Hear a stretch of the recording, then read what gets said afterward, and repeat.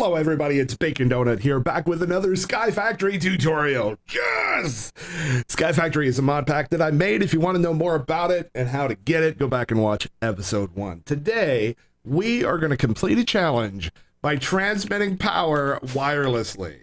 So right here, this guy right here, transmit power wirelessly. And there are two major ways in this mod pack that you can do that. One is using a mod called Ender IO, and the other one is using a mod called thermal expansion. Today, I'm going to show you how to do this using Ender IO, and thermal expansion we'll get into later. You can do either one, but basically, at this point, if you've been watching these tutorials from the beginning, you should be pretty darn comfortable now with using NEI to look up recipes and see how to craft things. So the thing that transmits the power wirelessly from Ender IO is called the Dimensional Transceiver. And there's two machines that you're going to need to use in order to make this work. The sag mill and the alloy smelter. So at this point, we've already got a power network set up. You know, we've already got engines and we've got power going along this conduit, and we know we can attach anything onto these and to give it power. But we want to be able to transmit power over a distance to power things far away, like farms and other things. So here's what we're going to do. So we've got these two things. Let's look up the recipes. So you're going to need a sag mill, boom, and that's 3 pieces of obsidian, flint, piston, and a machine chassis, which is just iron bars and iron, easy to get, and basic capacitors. So click into that and you can see the recipe is pretty simple, not too complicated. Gold, redstone, and copper will give you a basic capacitor. So that's how you make the sag mill, pretty cheap. And then the other one was the alloy smelter, this one right here. And let's look that up. Alloy smelter right here. Boom.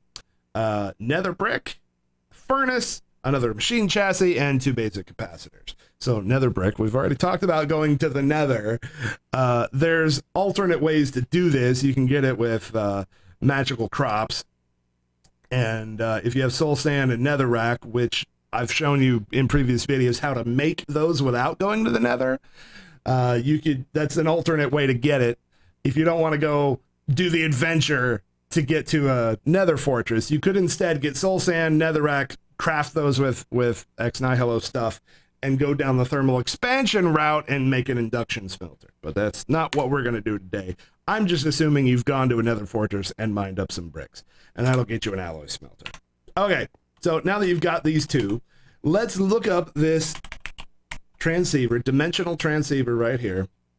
This is the thing that we need to make. So you should know how to get blaze powder by now. You should have lots of ender pearls from your mob farm. Obsidian, you should know how to get. So the new things we're looking at here is vibrant alloy and the adatic capacitor. Okay, let's start with the vibrant alloys. If you click on that, you see that nuggets equals an ingot. Yeah, well, any time like that, don't forget to click on these arrows to see the other recipes. So you can see here in the alloy smelter, one of those machines I just told you needed to make, you create it by combining an ender pearl with energetic alloy. Well, how do you get that? Well, let's click on that. Boom. Energetic alloy is also the alloy smelter, redstone, gold, glowstone. There we go. And all of that you should be able to get from your sieves and stuff. So it makes sense. So you're going to combine these together to get that, and then combine that with an ender pearl to get that, and that will get you those 2 alloy to be able to make that. And you need some of these for this adatic capacitor as well. These capacitors are used in crafting recipes for Ender IO.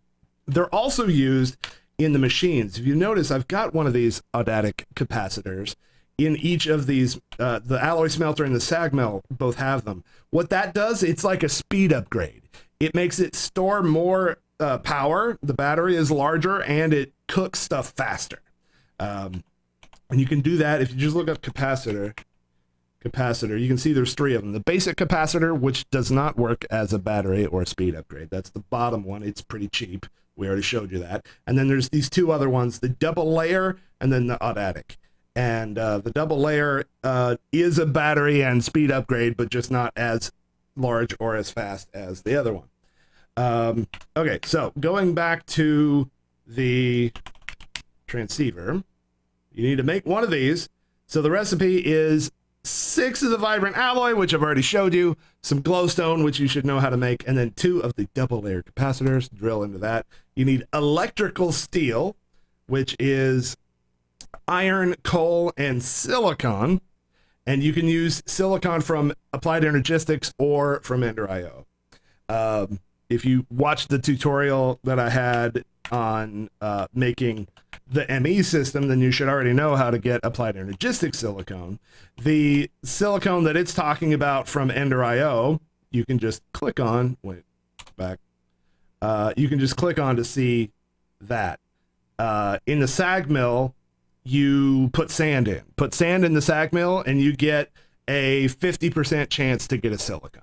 Or you can put redstone ore, but you most likely don't have any of that yet. So there you go. So you got your choice of either of those silicones. Silicone, iron, coal gets you electrical steel.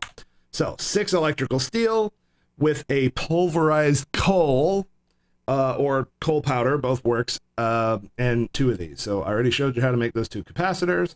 For coal powder, you just put coal in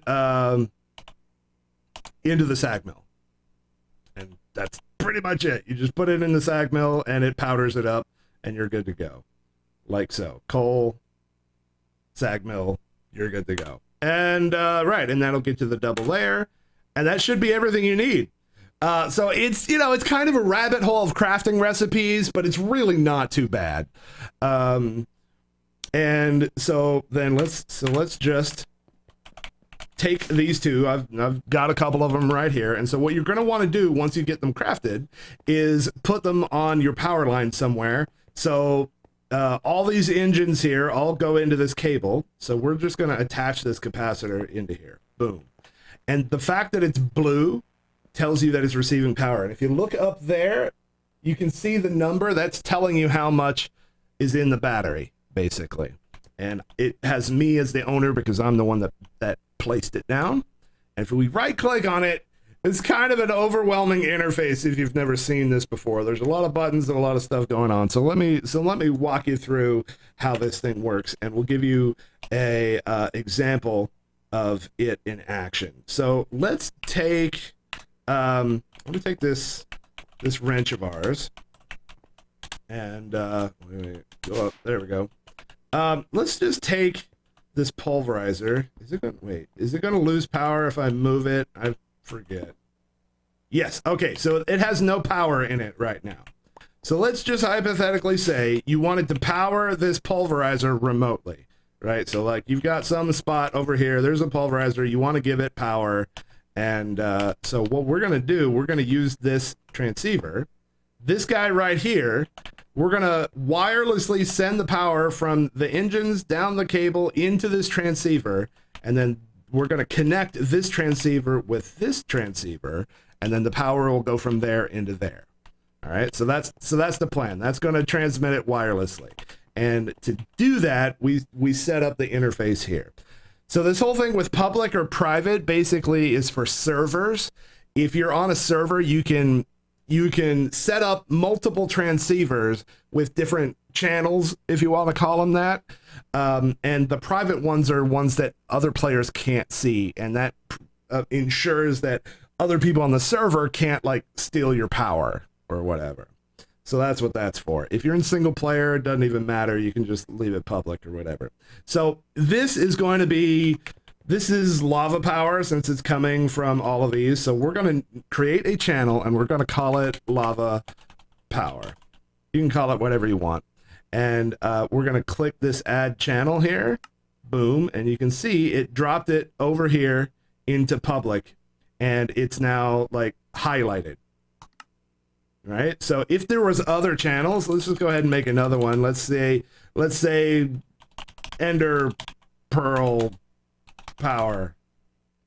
Boom. So that would be an example of another channel, right? So we want this one to be for the lava power, and we could have a different one connected to this guy to send the Ender Pearl power.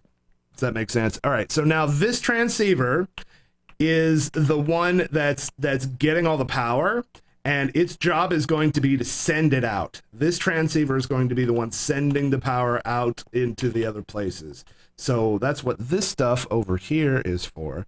There's 3 different things here: item, power, and fluid. And basically, these transceivers don't just move power. You can use them to wirelessly send power, actual items, and liquids. It will transfer any of those things across distance and across dimensions. So you can teleport it from the nether to the overworld or whatever. And so this one's going to be for power, and it defaults to all these disabled, right? So this is going to be for power. We're going to leave the other ones disabled. We're going to tell this power mode is send. That means that this transceiver's job is to send power out to the other transceivers. And that, by extension, means that this one, its job is going to be receive power. So power mode receive, and then we need to tell it we're talking about lava. Boom. And just like that, look at that. That filled up. Did you see that? That's because when it connected to the same channel, the 2 of these, both of these transceivers together share an internal battery. So they have 250,000 RF between them that they're sharing. And that's going to be the same no matter how many of these you hook up. And so just like that, this thing should now be getting power. If we did this right, then this pulverizer, boom, look at that. It's filled with power. That battery there, that internal battery, was empty before I did that. So that means we've completed it. We have now wirelessly transmitted power from here over to here and powered up that pulverizer. And so let me go back up here. And right here, transmit power wirelessly. Yes! GG! Mission complete. And so now that we can do that, now that we can transmit our power wirelessly, there's all sorts of cool things that you can do. You're no longer restricted to being right next to your base. And it's an important thing to remember about especially if you start doing things that are causing lag. A lot of times these cables can cause lag, especially having a lot of them.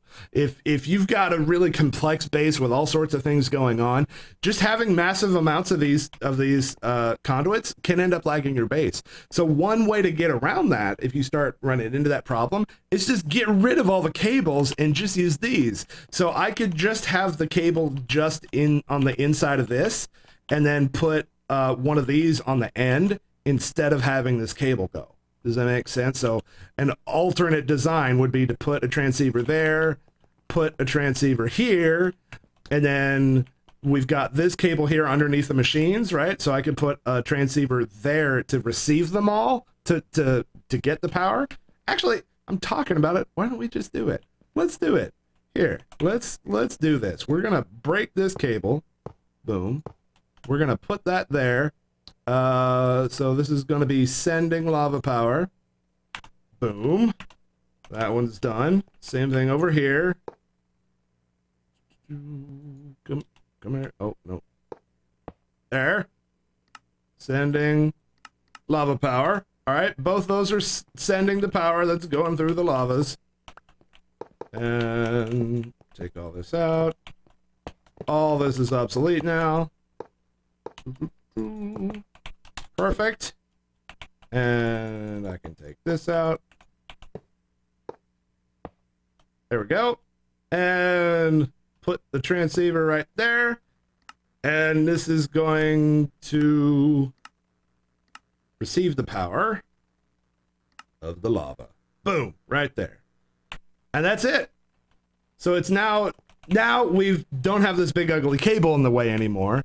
Both of these are getting the power from the engines here and transmitting it up to there. And now all of these machines and our ME system should all stay powered. And in addition, if we wanted to take all these engines, remember how we're generating the lava in the nether, right? Well, we could move all these to the nether now. We could just move these engines, put them in the same places all the lava is generating, and use the transceiver to bring the power back home. And that would completely end up, free up this whole floor if we wanted to do it that way. But that completes this episode. We've completed a challenge. Thank you for watching. Hit the like button if this was useful at all. Be sure to subscribe to the channel. Check me out on Twitch, twitch.tv/BaconDonutTV. No, @bacon_donut. I'm broadcasting Minecraft live almost daily, Monday through Friday, and I'm active over on the Twitters as well. Thanks, guys. I'll see you in the next video. Bye.